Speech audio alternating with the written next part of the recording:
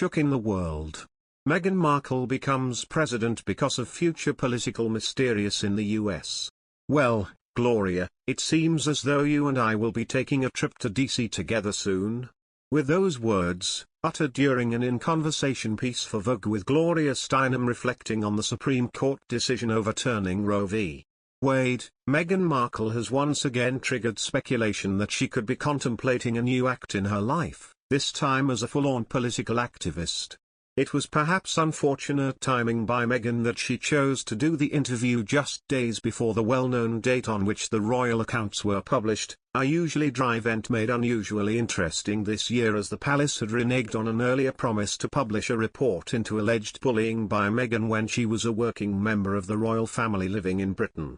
As welcome as that olive branch from the palace might be personally for Harry and Meghan, it put the spotlight back on Meghan for all the wrong reasons. But that should not distract from the significance of the interview itself, which, in criticizing the Supreme Court decision to wind back the clock on women's rights in unambiguous and strident tones, was exactly the kind of thing that Meghan could never have done if she had remained part of the royal family. What is the scope of Meghan's ambitions?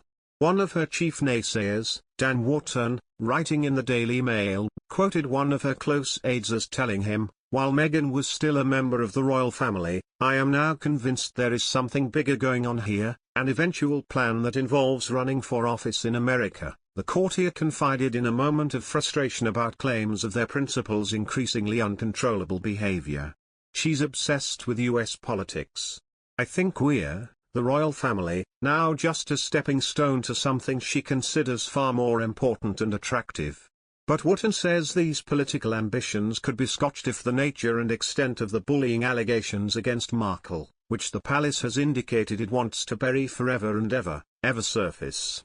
And given everything in today's world typically does, how does the palace intend to keep everything hush-hush to maintain some kind of royal family peace?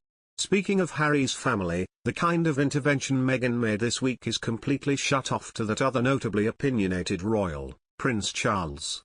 And while he might be unlikely to have much to say about US constitutional abortion rights, he has plenty to say about other matters. He therefore is likely to view Meghan's newfound stridency with grudging respect, admiration and perhaps even a tinge of jealousy. He has been remorselessly criticized for his meddling over the years, with a negative comparison to his mother's inscrutability often being made. However, this has not stopped him wading into a whole range of debates, and he has been outspoken on a veritable cornucopia of issues ranging from farming and conservation to climate change, alternative medicine and architecture.